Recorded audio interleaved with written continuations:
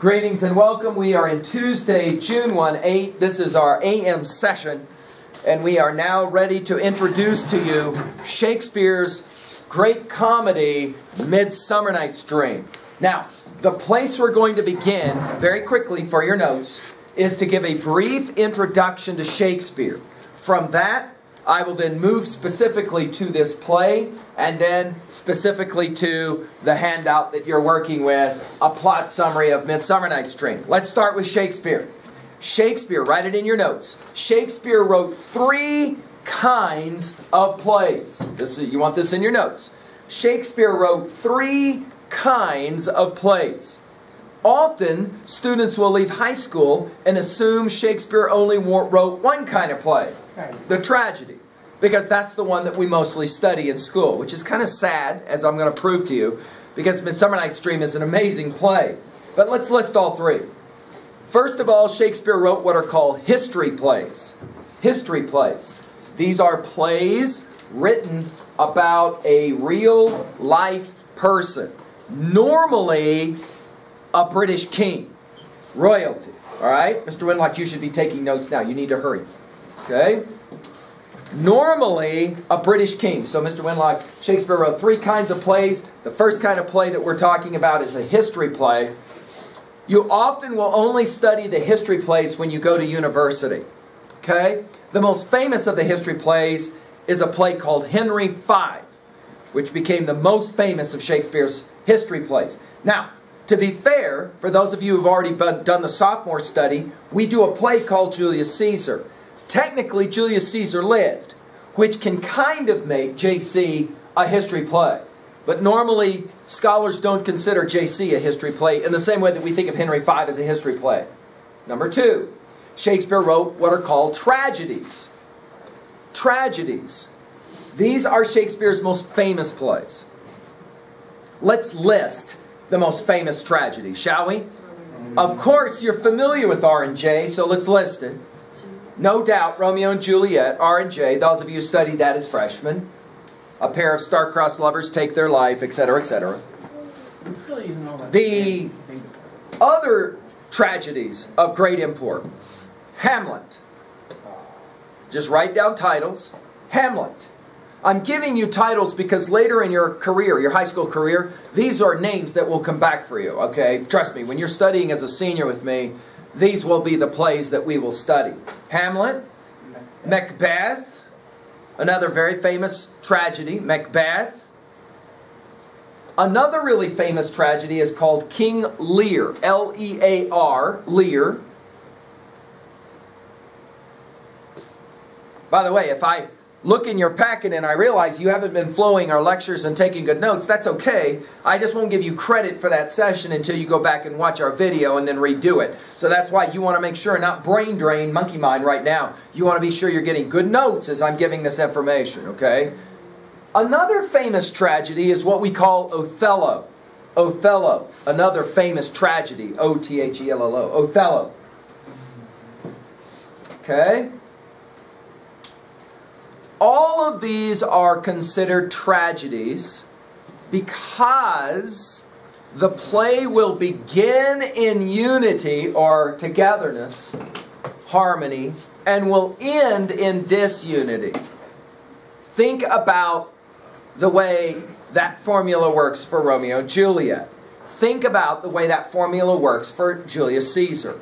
At the beginning of Julius Caesar, Caesar is in control. There's unity. By the end of the play, you got complete mayhem, don't you? People are out on the battlefield killing each other and killing themselves, right? Another way to think about tragedy is this way. In every Shakespeare play, there is what's called the protagonist. The protagonist. That's the individual with whom the audience most identifies, okay? And normally it's the name of the play. Hamlet, Othello, Lear, etc. At the beginning of the play, tragedies, the protagonist is always a very elevated person, important, special. We will say it, he begins kind of high, social status. By the end of the tragedy, well, what's up with R&J? Gone. What's up with, of course, we don't we don't think of Julius Caesar as in Caesar as being the protagonist. Who is the protagonist of that play? Brutus. It is Brutus, isn't it? And by the end of the play, what's up with Brutus? He's falling on his sword, dead. In other words, they all end low. Three comedies. Shakespeare writes famous comedies. Two most famous. Midsummer Night's Dream, right? And Much Ado About Nothing. Midsummer Night's Dream and Much Ado About Nothing. Two of the most famous of our comedies. Now, what are comedies for Shakespeare? They are in many ways the inverse of tragedies. They're the opposite of tragedies in this regards. The plays begin with disunity, some kind of problem, and end with unity. They're the opposite of our tragedies. The greatest example of unity for Shakespeare in his day, the greatest example is marriage. It's the great unifier. It's the great bringing together. So comedies almost always end in a marriage, often more than one. Are you ready for this? Midsummer Night's Dream will end in 3 marriages concurrently, okay? So you're always going to have this great unity thing happening at the end of the play. It is simpleton, kind of middle schoolish to say, tragedies are sad, comedies are funny. Although it's kind of true, you're going to laugh a lot more through A Midsummer Night's Dream than you are through Julius Caesar or through Romeo and Juliet. Okay, that is true. Now to the play Midsummer Night's Dream. Let's turn to that one now in your notes. Midsummer Night's Dream. Midsummer Night's Dream, are you ready for this? Midsummer Night's Dream got Shakespeare in a lot of trouble. And I mean a lot of trouble. They tried to shut down his playhouse several times over this play. Why? This is the great play of sex, drugs, and rock and roll. It is. It is a very controversial play. Are you ready for this? It's still a controversial play. But when Shakespeare wrote it, let's just call it 1600 for short and easy dates. 1600. When Shakespeare writes this play, it's a pretty controversial play. Why? Well, because we've got a major problem. What is the problem of the play? Write it down. All comedies will have this kind of theme, a problem of the play. The problem of the play is you've got a guy and a girl, young guy, young girl, who like each other and want to run off and hook up. They want to get married.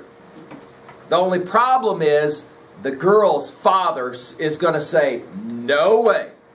In fact, are you ready for this? He's even going to say, I'll kill her before I let her be with this guy. Typical Shakespeare, the guy and the girl, think Romeo and Juliet, are going to take matters into their own hand. And they're going to run off to the woods.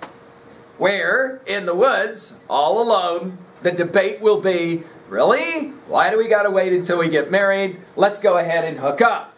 That right away is the first storyline of this play. Okay? But the girl has a pal. Okay? The girl has a friend. Alright, so we got a second couple.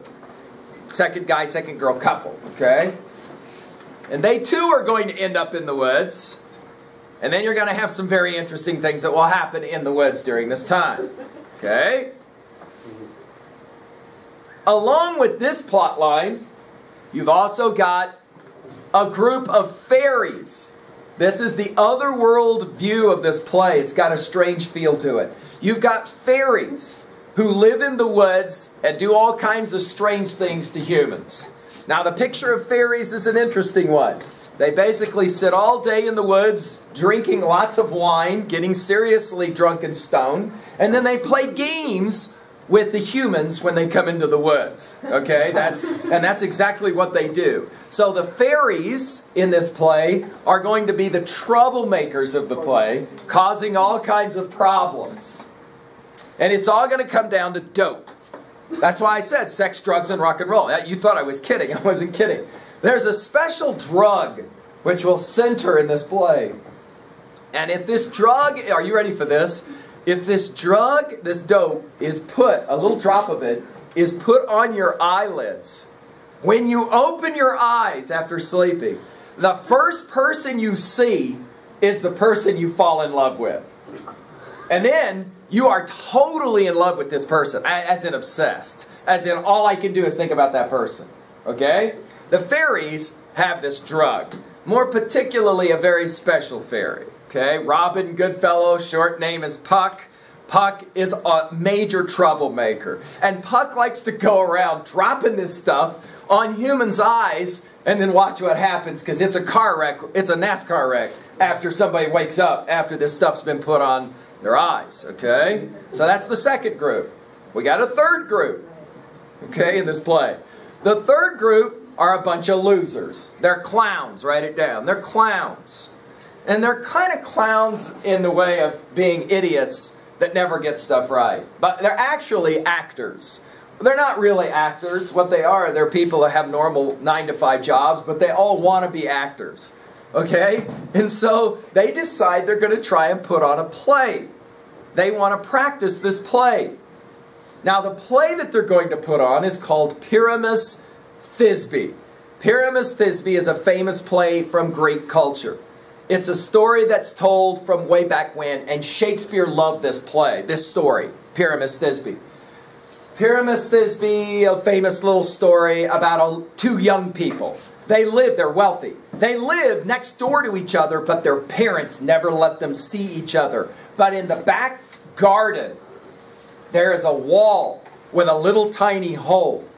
And Pyramus Thisby talk through the hole in the wall and fall in love. They decide to run away.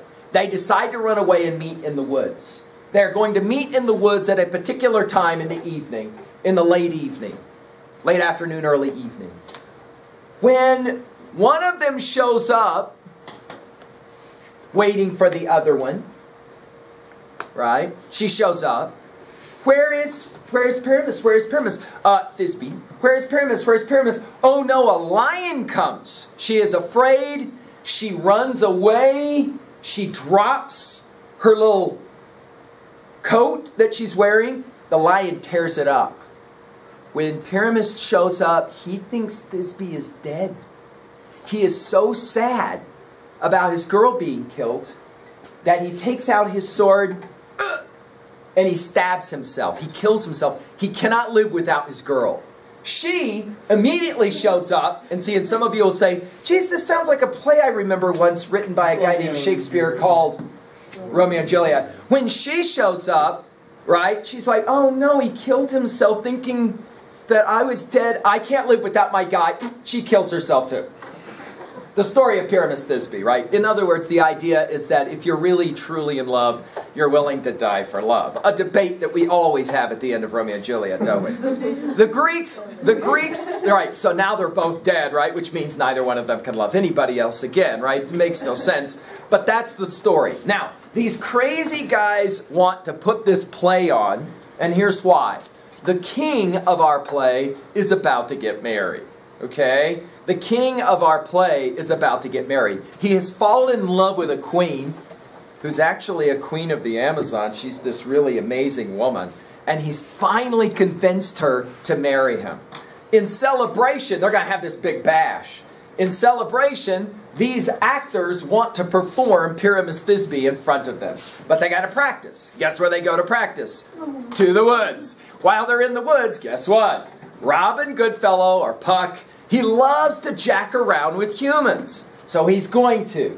Only he's not going to use drops in eyes. Instead, what he's going to do is he's going to turn the lead clown. His name is Bottom. He's going to turn him into a donkey's head. So his head actually will change into a donkey. Which, of course, there's another word for donkey, isn't there? It is, of course, the word ass. Yes, of course, Bottom's name is Bottom. And so you're playing word games that an audience of Shakespeare's day loved. And it's, of course, a very famous scene when poor Bottom goes off to get a drink in the middle of their performance. He wanders away to get a drink. And when he comes back, he can't understand why everyone's looking at him like, dude, what's up with you? Because his head has been changed into a donkey's head or an ass's head. He's got big ears and a big nose and that kind of thing. And then you have a little bit of a game that's played as well in the woods between Bottom and the Queen of the Fairies. Well, I'll let you just read it for yourself. Needless to say, Shakespeare got in a lot of trouble for these scenes, okay? And then at the very end of the play, everything is finally, all the problems finally will be worked out, okay? Now, I've given you an overview. For your notes, we're about to work now here in a few moments. We'll just begin the introduction in the last 10 minutes before we go to break. I need you to write down 3 columns on your notes. 3 columns. In column 1, you want to put the word the lovers. And that just simply means the guys and girls, okay? The lovers. Yeah, what I would say is this. If you can understand what's happening between these 3 groups of people, you'll totally get this play and you'll love it. If you don't, this can be a very confusing play, okay? So the first group are the lovers. The second column, the fairies. The fairies. I've already told you a little bit about them. Obviously, Puck, P-U-C-K, is the famous, he's the famous troublemaker of all time. Finally, the third category will be the actors. The actors. Now, go ahead and write it in your first column under lovers that there will be 3 pairs of lovers. The king and the queen.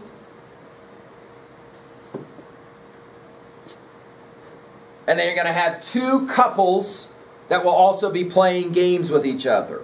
Okay, in the woods, okay. Under the category of fairies, you can put, obviously, Puck, P-U-C-K, he's the most famous.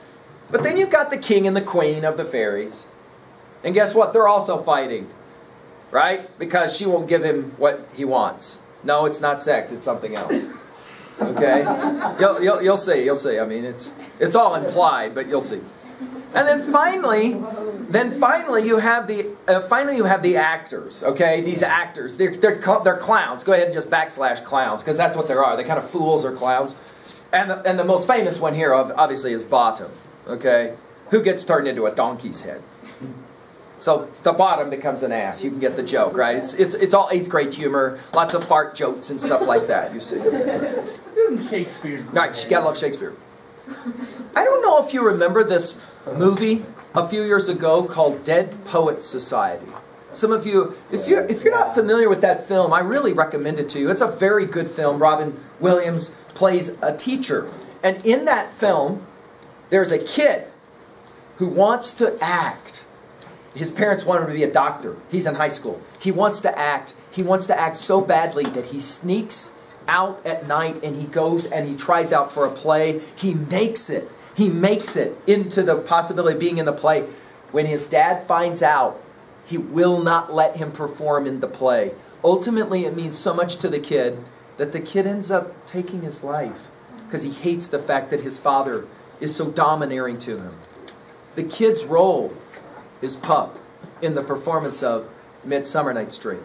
And the father, who's this really kind of straight-laced, you're going to grow up to be a doctor kind of dad, the father can have none. No way is my son going to be in a Shakespeare play, especially Midsummer Night's Dream, which is a play of sex, drugs, and rock and roll.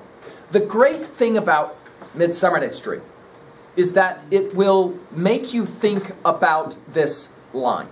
Let's write it down. This is the famous line of the play. And I want you to write this line down. And then we're going to come back to study this play to see just how true it is. The line goes like this. The course of true love,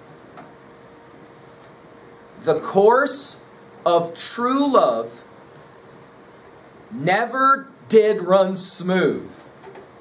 The course of true love never did run smooth. Jot down what you think that means real quickly. The course You want to make sure you have this written down, Mr. Bolts. The course of true love never did run smooth. Means what? What does that mean?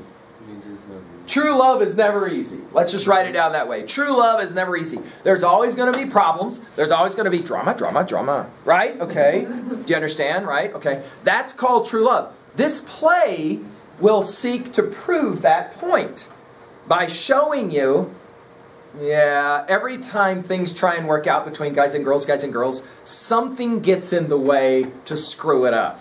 But Shakespeare ultimately, you could argue, is a romantic.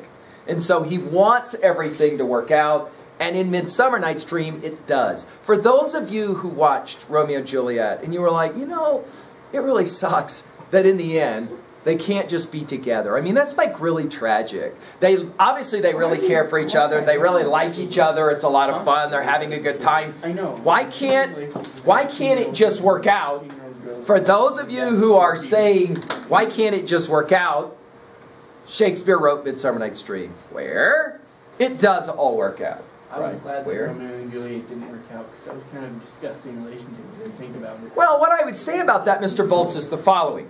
The course of true love. That ended in the death of 4 people. Never did run smooth. Right? Of course, I think Mr. Bolts' point is well taken. But if you'll think about it, Mr.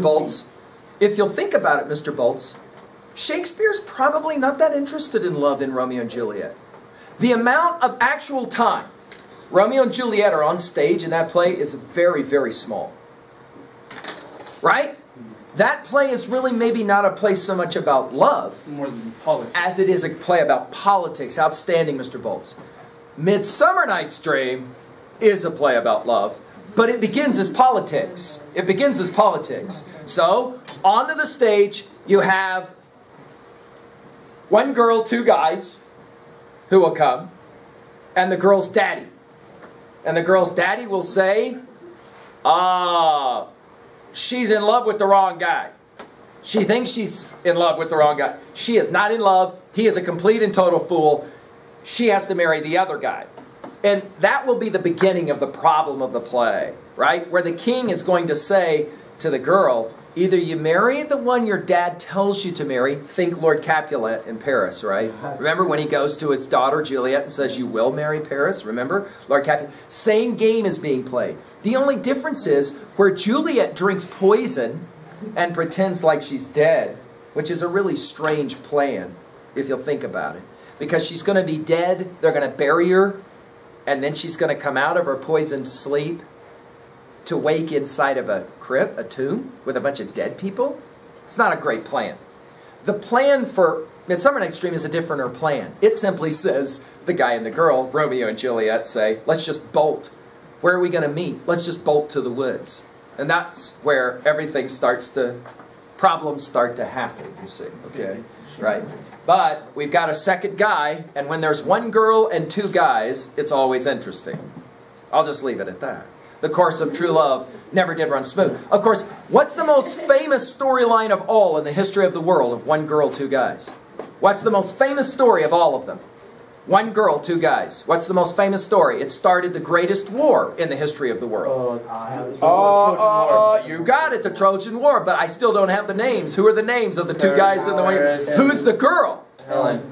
Oh, yeah. Shakespeare, not without a sense of irony. Go ahead, look at the first page of your little handout. Yeah, under characters, and guess who one of the names of the girls is?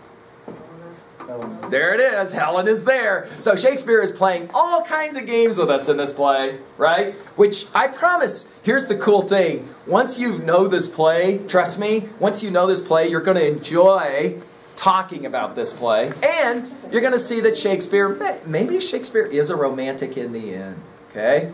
By the way the play ends is with the performance of the great little play, Pyramus Thisby. Okay? Only they screw it completely up. Because why? They're fools and they're clowns. That is to say, they're men. Oh, wait. No, I didn't mean it that way at all. Go to